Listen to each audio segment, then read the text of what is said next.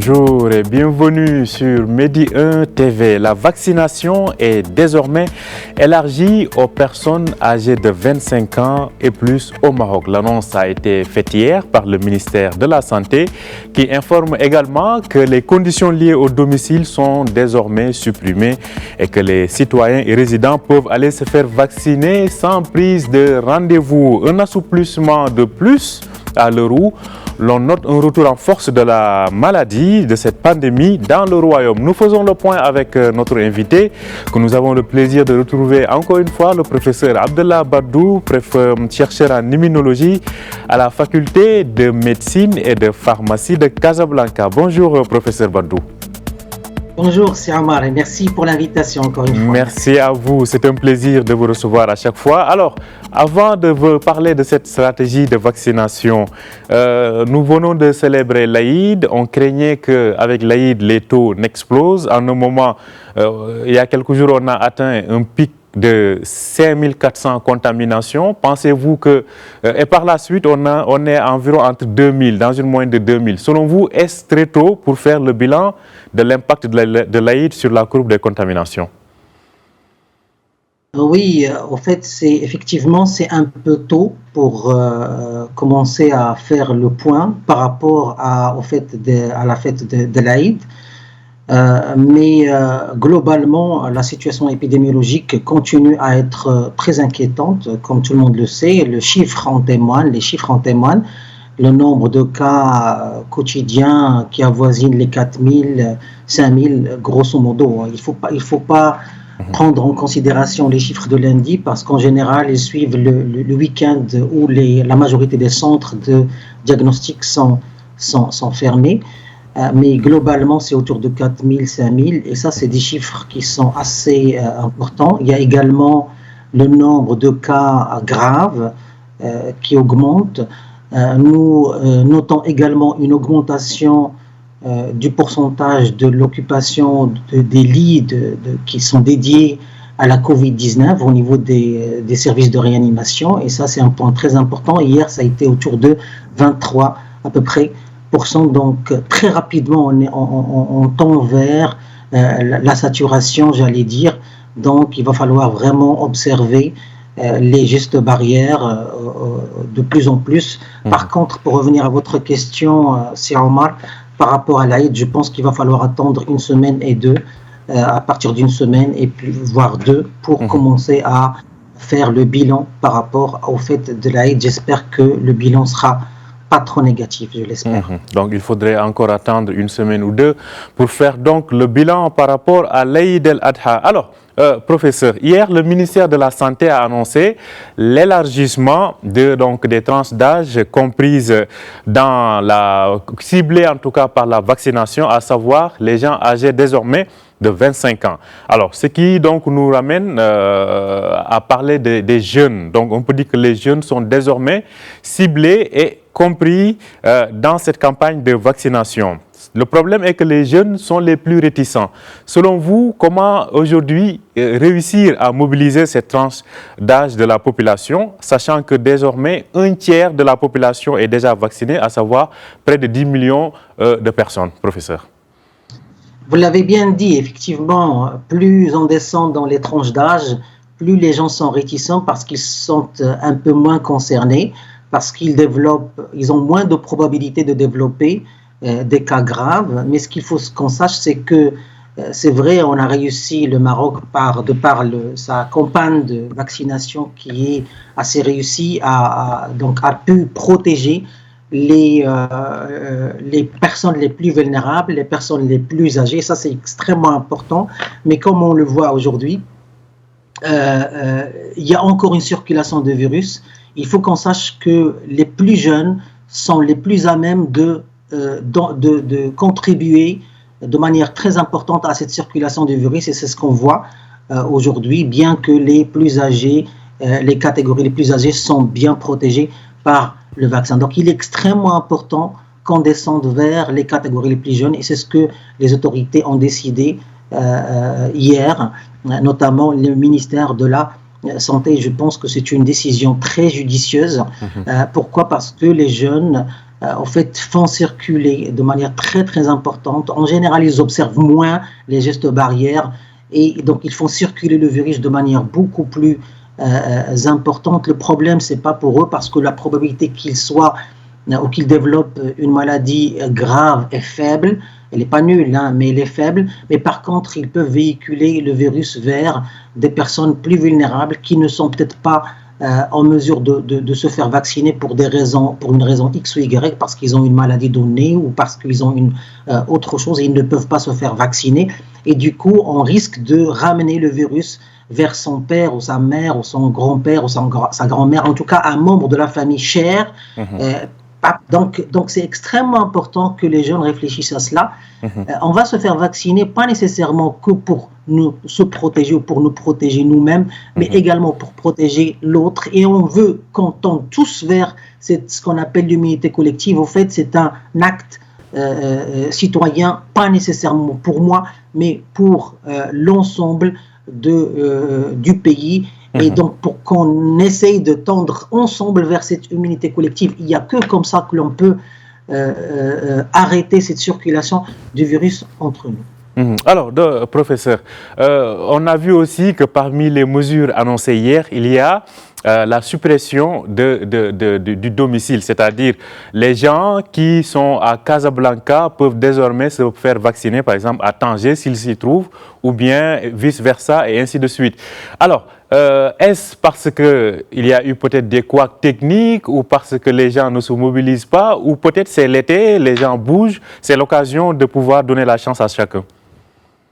Oui, non, mais je pense que le ministère de la Santé, ce qu'il essaye de faire, c'est vraiment rendre cette campagne de vaccination la plus efficace possible et élever le plus d'écueils possible, le plus d'obstacles possible. Et je pense que c'est une très bonne décision, surtout par ces moments de vacances où les gens bougent beaucoup. Donc, ils veulent que cette contrainte d'adresse ou de lieu de résidence ne soit plus une contrainte et que les gens se fassent vacciner. Je pense que c'est une très très bonne décision. Maintenant, il faut que les gens le sachent et qu'il faut qu'ils saisissent cette opportunité. Ce n'est pas donné à tous. Il faut qu'on il faut que les gens regardent ce qui se passe autour dans le monde. Le vaccin n'est pas, c'est pas une donnée facile pour tous. Il y a plusieurs pays qui ont à peine vacciné des milliers de personnes. Donc, il faut saisir cette occasion. Dès qu'on est concerné par la catégorie, il faut se faire vacciner. Surtout que là, il n'y a plus cette contrainte de lieu de résidence. Donc, j'encourage vraiment tout le monde, et surtout les jeunes en ce moment-là, puisqu'on est descendu aux tranches d'âge les plus de 25 ans, à aller se vacciner parce que c'est le moyen le plus sûr, j'allais dire, pour atteindre petit à petit l'immunité collective et donc arrêter cette circulation du virus. Alors, professeur, aujourd'hui, le Maroc doit recevoir 1 million de doses de vaccins américains Johnson & Johnson et tout le monde est désormais quasiment appelé à aller se faire vacciner, c'est-à-dire à partir de 25 ans. Pensez-vous qu'il ne risque pas quand même malgré tout d'y avoir quelques ruptures, sachant ce qui est disponible aujourd'hui comme dose de vaccins dans le pays? Oui, non, c'est sûr que ça, c'est en tout cas partout dans le monde, c'est le souci numéro 1 en matière de vaccins, c'est l'approvisionnement, on le sait tous, donc on risque de l'avoir à chaque fois. C'est pour cela que tout le monde, nous tous, on essaye de chercher le meilleur moyen de gérer ces doses qui restent relativement petites, et donc on essaie de les gérer au mieux. Donc, bien sûr, on risque d'être confronté à n'importe quel moment à cette situation-là. Et bien sûr, on espère que la Chine, par exemple, ne va pas tomber dans une autre épidémie, parce que sinon, s'ils ont besoin de leur vaccin, bien sûr, ils vont, parce qu'on dépend en ce moment toujours d'eux. Donc oui, ça, malheureusement, c'est la grande difficulté potentielle à laquelle tout le monde est confrontés. Donc, raison de plus pour saisir l'opportunité que nous avons entre nos mains aujourd'hui, puisque nous avons des doses de vaccins. Maintenant, pour revenir à Johnson & Johnson, il faut que les gens sachent que la technologie avec laquelle ce vaccin a été généré, c'est une technologie qui est similaire à la technologie qui a permis de générer ou de synthétiser ou de développer le vaccin d'AstraZeneca, qui est développé par la société donc AstraZeneca, en collaboration avec l'université Oxford. Et donc, par contre, le grand avantage de Johnson & Johnson, c'est qu'il se donne en une seule dose. Donc, on prend notre première dose et après 2 semaines, on est en principe protégé. Donc, c'est une opportunité en or parce qu'il n'y a pas de dose et ça va nous permettre aussi, ça va permettre à la campagne de vaccination d'avancer encore d'un cran, ce que nous souhaitons tous, bien évidemment. Alors, docteur, parlons un peu maintenant de certains aspects purement médicaux ou scientifiques. Parce que beaucoup vous disent j'ai attrapé le Covid malgré que je sois déjà vacciné. Comment répondez-vous ou que répondez-vous à ces questions, à ces personnes qui aujourd'hui sont plutôt réticentes et plutôt peut-être même assez critiques vis-à-vis de cette vaccination? Oui, non, mais c'est une très très bonne question, c'est Omar, et j'ai vraiment essayé de réfléchir comment répondre à ces gens-là. Et ce qu'il faut savoir, bon, je vais répondre à la question, je vais aller étape par étape, mais ce qu'il faut savoir, c'est que les sciences de la santé, les sciences de la vie en général fonctionnent avec des probabilités. Et les gens en général, quand ils demandent est-ce que je vais tomber malade ou pas, les sciences biomédicales fonctionnent avec des probabilités. Et lorsqu'on dit qu'un médicament ou un vaccin, est efficace à 80%, ça veut dire quoi? Ça veut dire que 80% des personnes ne vont pas développer de symptômes du tout lorsqu'ils sont vaccinés. Donc, par contre, 20% de ces personnes-là vont développer des symptômes, mais ces symptômes vont être légers ou modérés. Mais par contre, le grand avantage, c'est que 95 à 100% des personnes, c'est-à-dire presque la totalité des personnes, ne vont pas développer des formes graves et ne vont pas être admis en réanimation. Ça veut dire quoi? Si moi je me fais vacciner et je dois aller me faire vacciner, j'ai de fortes chances de ne développer rien, ni de faibles ni de forts symptômes. Mais par contre, des forts symptômes. Par contre, j'ai 30% de probabilité de développer des symptômes légers ou modérés. Par contre, la probabilité que je développe quelque chose de fort, c'est-à-dire que je sois admis en réanimation ou que j'aille à l'hôpital, si je suis vacciné, est très, très, très faible. Donc la probabilité est très, très faible, mais elle n'est pas nulle, parce qu'on parle de sciences de la vie, et les sciences de la vie fonctionnent comme ça, donc ça fonctionne en probabilité. Donc, qu'est-ce qu'on peut en résumer? C'est qu'on peut dire qu'il faut aller se vacciner, parce qu'en se vaccinant, on réduit grandement la probabilité de développer une maladie, et encore pire, vraiment, on a très, très, très peu de probabilité de développer une maladie grave, voire la probabilité est nulle. Et c'est pour cela qu'aujourd'hui, dans les services de réanimation, la majorité des gens qu'on trouve dans les services de réanimation, c'est des personnes qui ne sont pas vaccinées. Bien évidemment, il y a un petit pourcentage de personnes qui sont vaccinées, mais c'est des personnes qui, en général, ont des maladies secondaires graves, ou bien respiratoires, ou bien cardiovasculaires, ou bien ils ont un déficit immunitaire, donc leur système immunitaire ne répond pas fortement. Mais c'est ça la majorité des personnes qu'on trouve qui sont vaccinées et qui sont dans la réanimation. Mais la majorité, c'est des personnes qui n'ont pas été vaccinées pour une raison X ou Y. Donc, en un mot, se faire vacciner ne veut pas dire qu'on n'aura pas le Covid, mais même si on l'attrape, l'impact sera peut-être moindre, si je vous comprends bien, professeur. Alors, exactement, mais la probabilité d'avoir ce faible Covid est très très faible. Ce Covid grave est très très faible, voire nul, n'est-ce pas?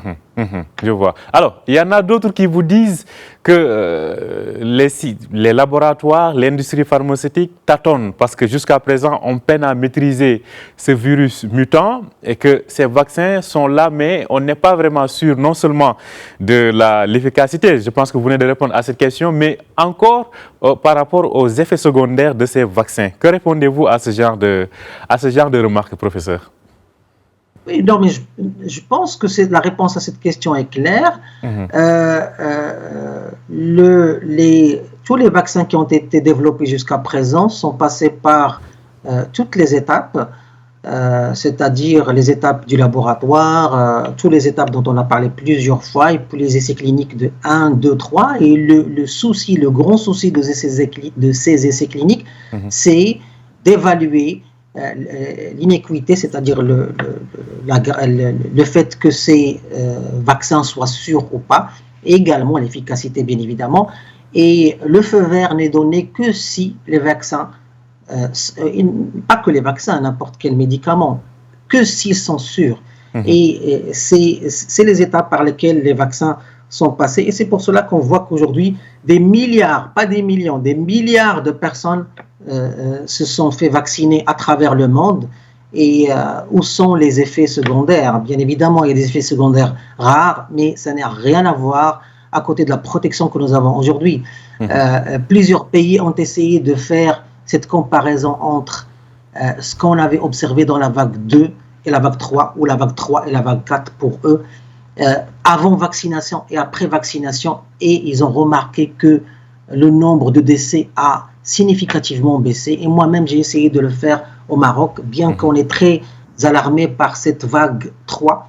Si l'on essaye de comparer, bien qu'on n'ait pas beaucoup de chiffres, mais si l'on essaye de comparer la vague 3 par rapport à la vague 2, qui est survenue après l'Aïd al-Adha l'année dernière, on remarque jusqu'à présent que les décès sont beaucoup moindres cette année par rapport à l'année dernière.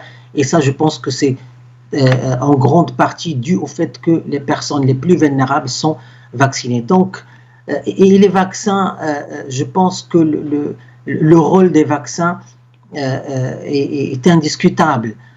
Il y a plusieurs vaccins qu'on a pris lorsqu'on était jeune, et le principe par lequel ces vaccins ont été développés est très très similaire au principe par lequel ces vaccins qu'on prend aujourd'hui, notamment Sinopharm et AstraZeneca, sont développés, et le principe de la vaccination reste le même, qui est juste de stimuler le système immunitaire, de faire entraîner le système immunitaire pour pouvoir répondre à un micro-organisme. En l'occurrence, on parle du virus ou du virus SARS-CoV-2. Donc, franchement, aller se faire vacciner est d'une extrême importance et sûr, j'allais dire, et efficace. Donc, c'est très bénéfique. Il n'y a que comme ça qu'on peut atteindre une immunité collective et donc empêcher cette circulation du virus. Pas qu'au Maroc, mais à travers le monde. C'est comme ça qu'on peut, et je ne vois pas une autre solution, à moins que de laisser les gens s'infecter. Et ça aussi, c'est une sorte d'immunisation, hein. C'est une sorte de vaccination, de laisser les gens s'infecter naturellement. C'est comme ça que ça marche. S'ils s'infectent, ils développent une réponse immunitaire, ou bien on leur donne le vaccin et ils développent une réponse immunitaire. Mais par contre, si on laisse les gens s'infecter naturellement, on aura beaucoup de dégâts, parce qu'on va perdre beaucoup de gens, on aura beaucoup de décès, et c'est pour cela qu'on procède par vaccination, parce que bien évidemment, c'est une façon plus sûre et avec laquelle on aura beaucoup moins de décès. C'est vrai, c'est ça l'intérêt de la vaccination. Merci beaucoup, professeur Abdallah Bardou. Je rappelle que vous êtes professeur-chercheur en immunologie à la faculté de médecine et de pharmacie de Casablanca, d'où vous étiez avec nous en direct. Merci d'avoir accepté notre invitation encore une fois, professeur. Merci, c'est Omar, pour l'invitation. Merci beaucoup. Merci. Au revoir. Bonjour. Merci. Au revoir. Bonne journée à vous aussi, et merci de nous avoir suivis. Je rappelle que vous pouvez retrouver cet entretien sur notre site www.medianews.com. Très bonne journée et bonne suite de programme sur Média TV.